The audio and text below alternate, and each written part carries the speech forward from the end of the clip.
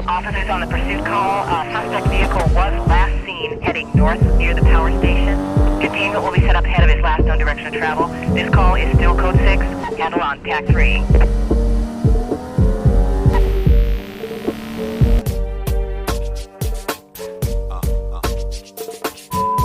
What's going on? We're recording. We are back on the channel. I want to give a small channel update in regards to what's been going on.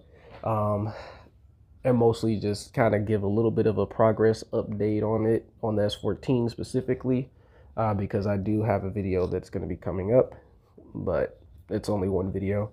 So there's that. Main principle of it is, again, I don't know who watched this, if you watched the last one, but main reason why this channel exists is to document the progress of the S14, but it's mostly to put information out there in video form that didn't really exist at the time that I was doing it.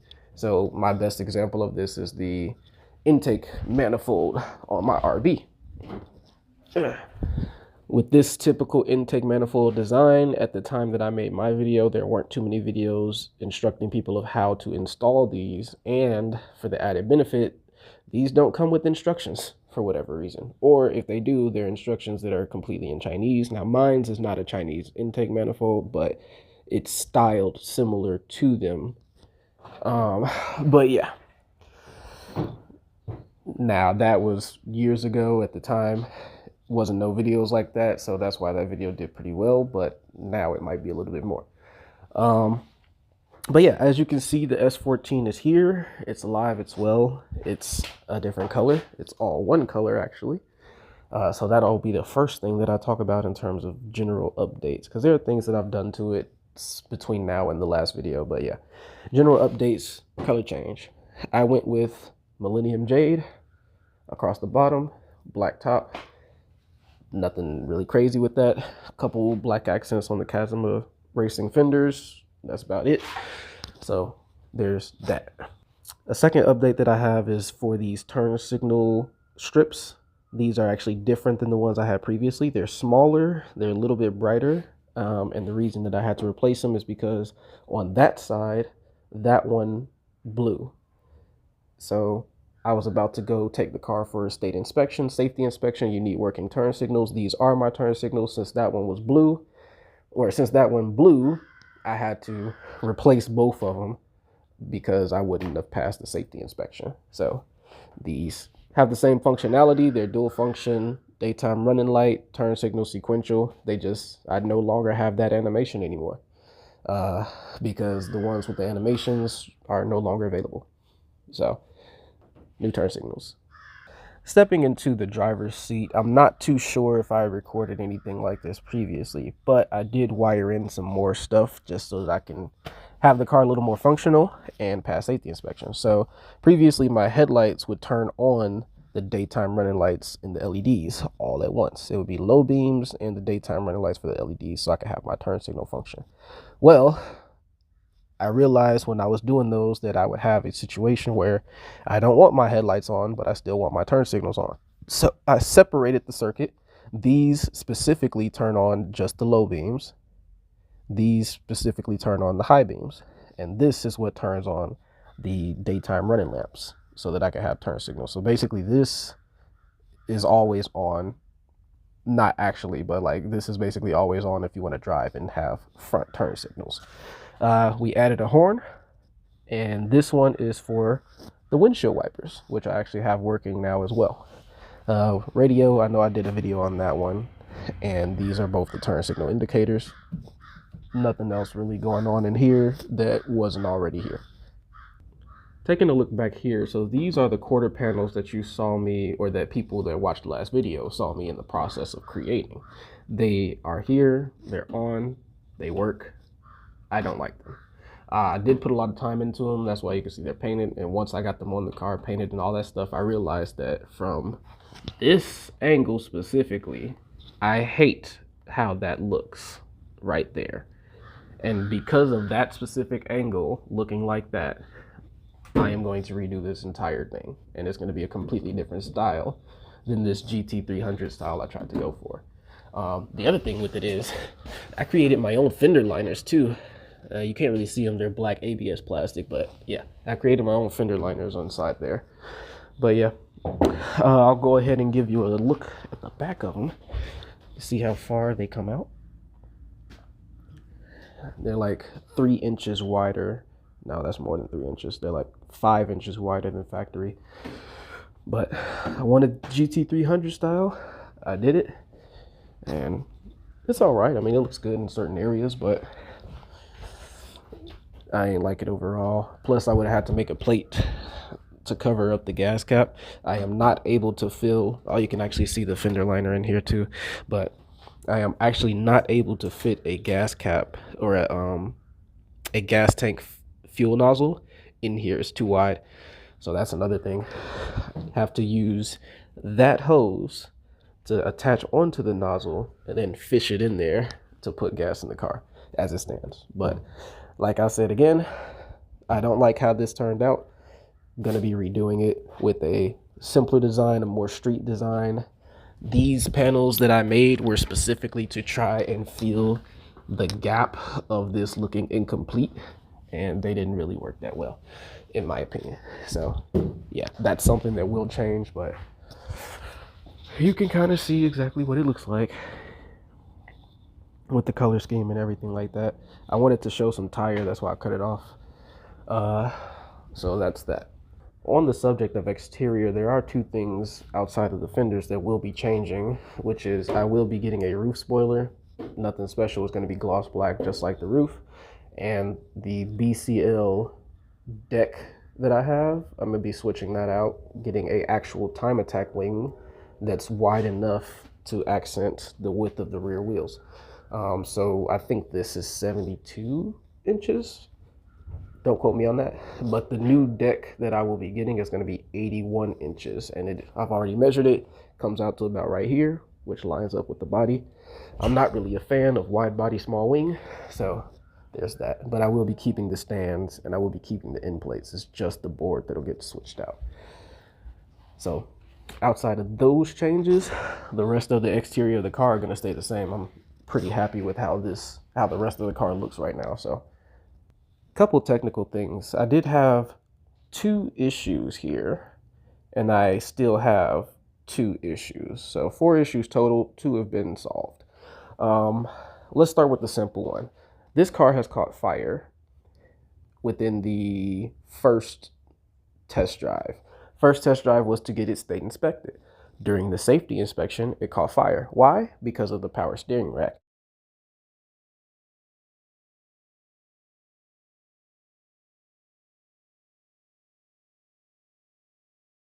So the power steering rack in this car has been rebuilt again. I think that's 5 now. And come to find out that the inputs were reversed. So it wasn't the rack itself, but the inputs, like the feed and return lines, not here, but going into the rack, those were swapped. And that's what caused the racks to fail prematurely. So that's been fixed. The rack has been fixed, and I got it powder coated. So if we actually look underneath, the rack is white now to better identify leaks. So that was one thing. Still passed safety inspection, by the way. The second thing is first maiden voyage, caught fire at the safety inspection. Second maiden voyage, after the rack has been replaced, car started smoking. Brake master cylinder reservoir cap, the old one, was cracked. Surface crack right around here. Very small, not able to see, plus it was black, so there's that.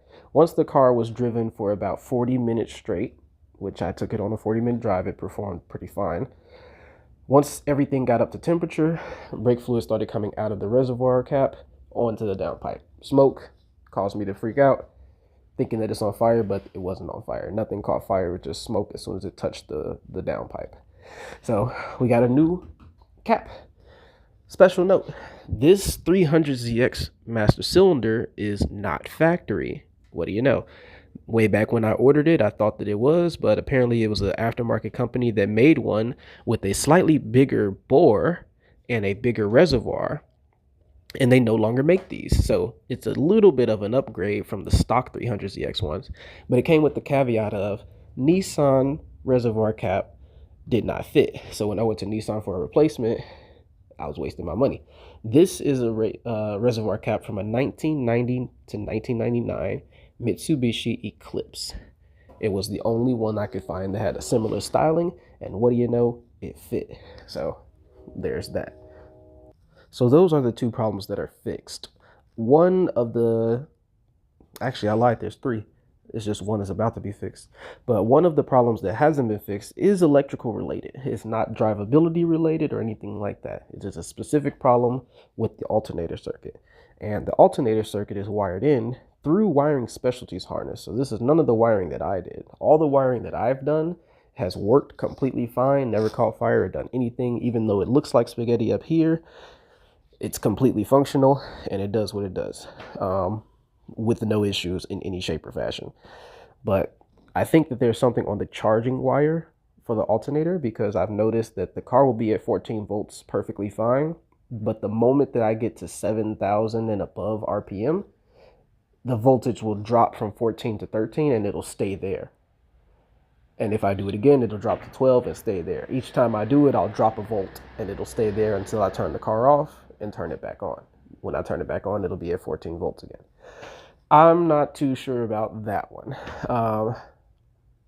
Probably gonna have to look into, diagnose the wiring specialties harness and see what's going on with that. But that's the only electrical issue that I am currently having.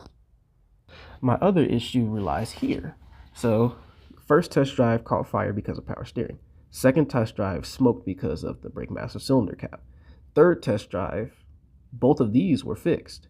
But that is also where the passenger front wheel bearing decided that it was going to scream bloody murder for the entire duration of the ride. Something else that I would not have known until I started driving this car. So we have on order replacement front hubs for both sides, because these are some of the few parts that I haven't removed, installed, or touched in any shape or fashion to this car. And I'm not going to wait for the driver's side one to fail either. So we're replacing both of them at the same time. Back in the inside of the car, the last issue that I have is still, it's a previously known issue, but it is the shifter relocation. I have confirmed that it's the shifter relocation and it's not the transmission now, because when I drove the car out of those 3 times, as I'm getting used to the gear engagement and all this stuff, I am realizing that the issue at hand was going into second. Yes, it goes into second, but if I do this while I was trying to drive, it would grind every time. It would still go into gear, but it would grind every time I went to second. And I thought it was a transmission issue. Well, there were certain situations while I was driving where I would go from first to second instinctively, because at first I was just driving, going from first, then going to third, and kind of leaving it at that. But instinctively I would go from first to second, and it would go into second completely fine, no issues, no grind, no noise, nothing. And I was like, So I tried to go back into first, and when it went into second fine, it went into first grinding. That pretty much confirms that it is not the transmission.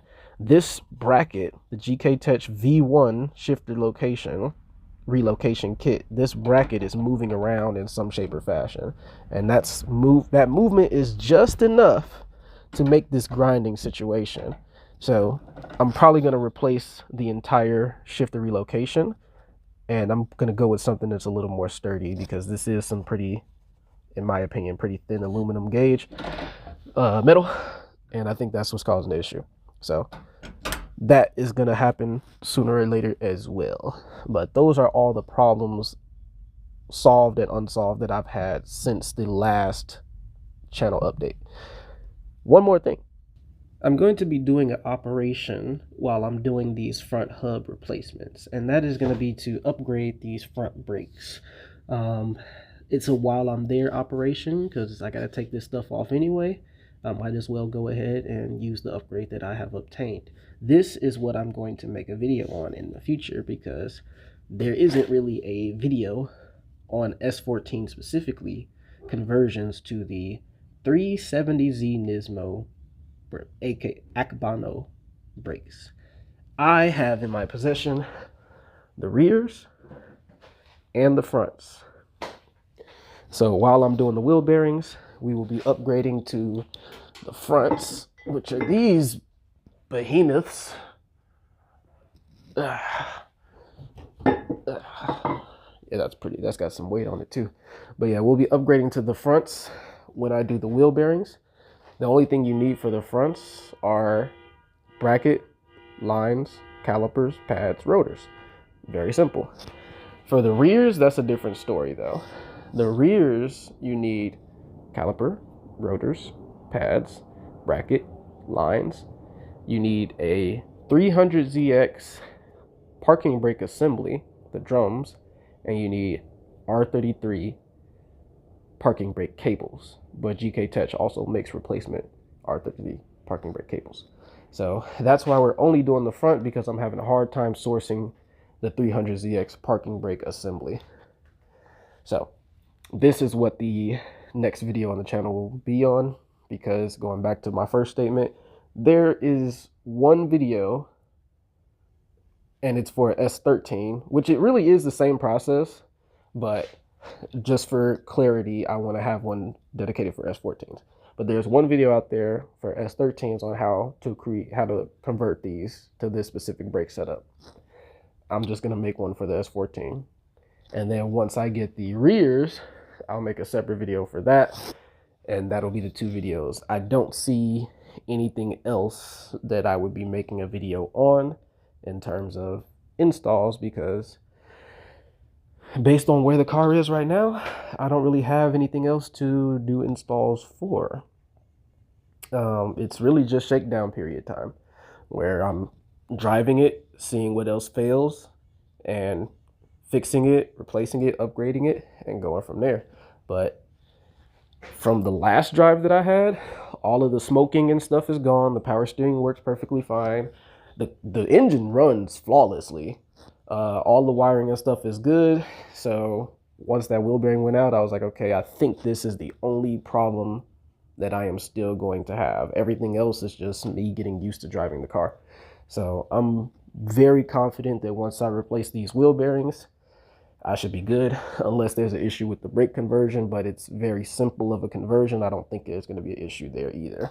And again, it'll just be seat time, getting to drive the car, learning the clutch engagement, all that stuff. I'm going to save up and get the shifter relocation. Maybe that'll be a video. But the rest of it, like the roof wing install and the revamp of the over fenders in the back and the replacement spoiler board, I don't really see myself making a video on those, because first off, the wing is just double-sided tape. The deck board is 4 screws or 4 bolts, and then the over fender process, that's just making fiberglass panels. By the way, these are the molds that I made just in case I wanted to replicate them, so I can pop out new versions of those at any time I want to. But yeah, that's kind of where I'm at with it so far. I really like driving it. I've learned that learned a lot about it, learned a lot about how to use it, maneuver it, all that stuff, and we're good.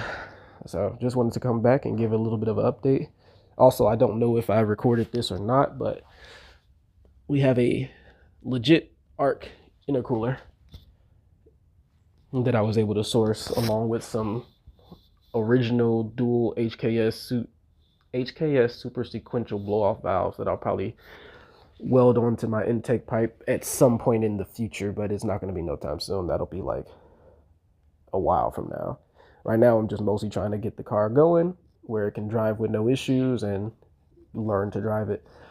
But yeah, so just keep an eye out for the brake conversion video, and we'll go from there. But yeah, like, comment, subscribe, follow the build. Till next time.